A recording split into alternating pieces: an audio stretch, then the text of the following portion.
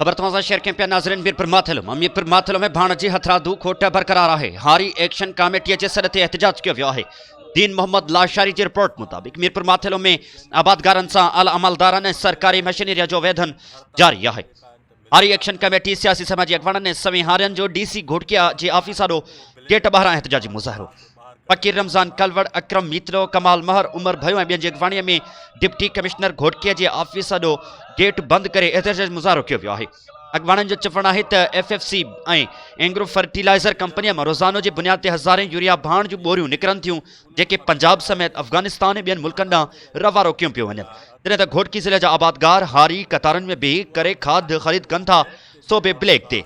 हुननि वधीक चयो त काल डिप्टी कमिश्नर घोटकी ऐं AC मीरपुर माथेलो पारां जेको खाद करण लाइ सतो बेफाम लाज़मी हुजण वारो नोटिस कढियो हो उहो हिकु हारी दुश्मन फ़ैसिलो आहे जंहिं लाइ हारियनि खे तपेदार जे ऑफिस जा चक्कर काटणा पवंदा ऐं सतो बेफाम जे फीस 10,000 रुपया आहे।